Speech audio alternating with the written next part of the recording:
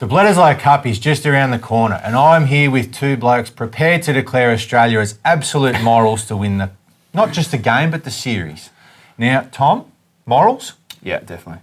We're going to win. I think that the All Blacks selection of Barrett at 10 instead of Mo'unga is a positive for the Wallabies. I think that if Mo'unga was picked, his form at Super Rugby was incredible. You know, he has shown what he did with the Crusaders for the last 2 years. I think the perform last week at the trial game for the Wallabies, key players coming back from overseas. Yeah, I think they're going to do it. And Alistair, you're obviously probably going to be a bit more circumspect than that. But, no, look, quietly confident is my word of the week, but it's... it's 2 words, Al. 2 words, yeah, my phrase for the week, perhaps.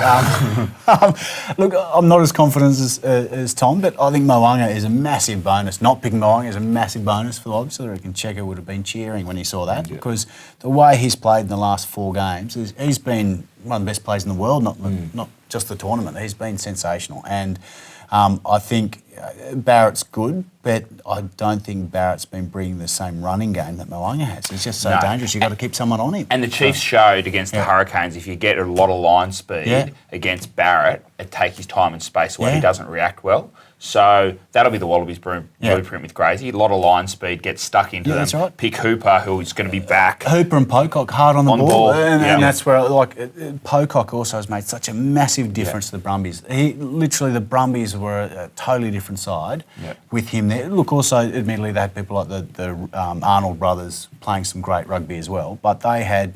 Pocock was dominating. He was dominating because you just knew you had to throw so many guys in the breakdown, because every time it went in, you need 3 or 4 blokes to clear them out. So I think Pocock and Hooper are going to be really interesting. And I think then if you can get a number 8 who's a jumping number 8, and then 2 decent second rows, and Rory Arnold's certainly been probably the pick of the Australian second rows at the moment, put him Simmons maybe, who's a good line-out caller, then you've got a really good set piece.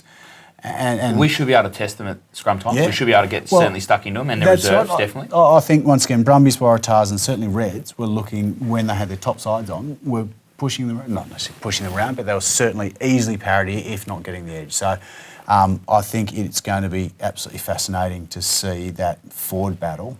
Because the French got stuck into the All Black scrum late in the series and late in the games. And they were. And look, for me, it's the reserves who come on. It's going to be interesting to see. I guess it's been nice to see some of these young guys being blooded in the forwards. And so hopefully they'll bring that. Great at hooker with Tafi Plodnow and Toluladu, 2 really strong scrummagers. So you have those 2 guys coming on. And look, CO and Alatoa and Kepu and all that have been scrummaging really well. So... Look, it's boding well for that. If they can bring on some strong reserves and do well, and that's where New Zealand takes all games away when the last 20 minutes. If they can match them in that, then it's going to be close. I think a lot of people fall into the trap of looking at the depth of New Zealand rugby and going, they could pick 3 blokes at 5'8". Well, they could, but they're not going to. They're picking 1 bloke. Yep. They've got a team of 15 and 7 reserves. So when our 3rd grade starts playing their 3rd grade, then we can start worrying about their depth. We'll be in trouble, But until that point, it's just those blokes on the field. And I think if you look at the Australian 23 now, we genuinely have 23 footballers that can challenge that All Black side. Yeah, and I think the Waratahs showed by beating the Highlanders twice, and even some of the other games this year. Like, you don't win premierships by leading games for 75 minutes or nearly getting there, but the Waratahs were the team that went closest to beating the Crusaders in their last 14 games on the run. They showed a blueprint of how to attack them. They'll be narrow in defence, the All Blacks, and I think with no Sonny Bill Williams, they'll pick probably Crotty at 12 and maybe Goodhue or Linnett Brown at 13. I think that there's enough defensive frailties in the All Blacks for Israel and co to exploit, like the Waratahs did for a long period of time against the Crusaders.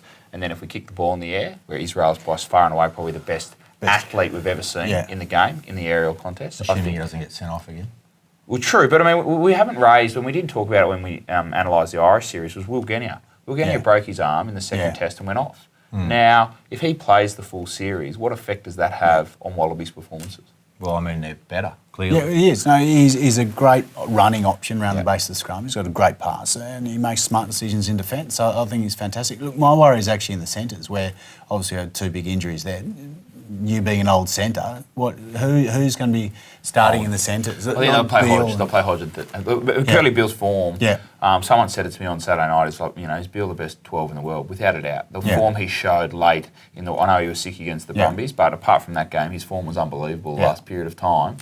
He'll play 12 and then Reece Hodge will play 13. Yeah. And I think that gives us the straightening in attack, which we need, which is everyone said, where's the old Adam Ashley Cooper, steps off the outside foot, squares up. Yeah. And I think Reece Hodge has been probably deserved of that chance. Now, it's obviously come through injury to Kuadrani and Karevi, but he's probably better defensively than Karevi. Yeah. What about Curtis Rona? You reckon he played himself out of a spot with that last sort of 3 or 4 games for the Waratahs? Because, he was pretty good at the start of the year. I think he played Bledisloe 1 last year, didn't he? Say no more. Yeah. He was on the wing, though. Wingers don't count. I don't think I think he played himself out of a spot. I think he's played really poorly in the last 3 or 4 games. And look, he's in the squad because he has got, he's played good rugby for 18 months, but you can't pick him on form for this first Bledisloe Cup. You just can't.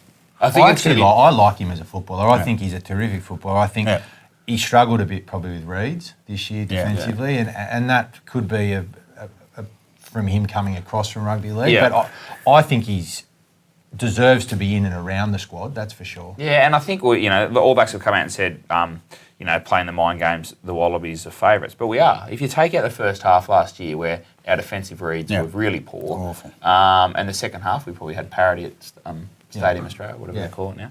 And then obviously down in Otago, we should have beaten them in Dunedin that night, and we didn't. And then obviously we beat them in the third game. I think the Wallabies, it's going to be a classic Bledisloe series where it's going to be tight defence, kicking goals, one at the breakdown. It's really exciting. And I think if Wallabies pick Hodge at 13, it's a really, really safe Is Steve Hansen fair income coming out and saying the Wallabies are favourites? Has he been on the phone to Eddie Jones? How to be the strange coach 101 and come out? That's a bit... I just think everyone's sick of them a little bit, the All Blacks. I know, everyone's just sick of their smugness, Joe Moody elbowing blokes in the head, their dirtiness of tactics. The French series had a couple of red cards that changed the series. I think genuinely people are ready for them to lose. Yeah. And he comes up and dishes out that. I was like, what a waste of 5 minutes reading that article, honestly. Yeah. I think it's more for his own players than anyone else. I think it's more to say to his players, see, they're saying you're underdogs, when no one is in the world apart from him. So I reckon it's just playing games. No one believes it. No. They go in as red-hot favourites. I think Australia's looking better than it has for years, but we haven't won Bledisloe Cup for, since 2002. So how can you go into the I wasn't even born then, Tom. Yeah, it's been a while. I think with the trial that they had last Friday, I think that was a terrific initiative. They had the Australian possibles, probables, I guess, to some extent. Well, not really possibles, probables because the Waratahs are out, but they had an Australian side that will be close to what the side was. They played it at Leichhardt Oval, free entry. They got a massive crowd. I think it's great. Yeah, I think they've done an incredible job. Adam Fryer and that marketing group and Czech have really bought into it. Up at, I think, Hunter Valley or Cessnock, this week training or Maitland, and I think it's just a great initiative. I think Australia feels connected to their team again. They feel so much pride in the Wallabies. The boys apparently stood around after the game, signed lots of autographs. I had people that were raving about how good it was for them to be at a suburban ground. And I'm an old West Tigers fan, but surely we could get a Super Rugby game at Leichhardt. Al, please, help us out here. Better than Lotto Land. Yeah, that's the Blues. But you know what I mean. I think my point is that the tribalism and connection. We feel genuinely. I actually feel genuinely proud of the Wallabies at the moment, and so you feel like you're really whereas previous times, Al, you're like. But I think also it's quite nice to see them actually playing games. A massive worry if you got knocked out at the end of the Super Rugby season, and some of these guys picked in the squad weren't playing huge minutes in some of the games, then you haven't had a game for 3 or 4 weeks and you've just been training. So it's really nice where it's a bit of the old school, right, we need to play a game, so let's play a game, possible probables, and we'll put it so everyone can see it. And so I think it's really nice to see that. I think it benefits the players. I think it switches on the players as well, because you haven't played a game for 3 or 4 weeks. If you have a trial match, with no one's there, it's totally different from running out in front of a crowd and the adrenaline rush and the 1 or 2% you lift when you play in front of a crowd. And it's, as well as a marketing thing, I think it's a fantastic thing from a high performance thing. Yeah, great. Thankfully, there were no massive injuries and no serious concerns.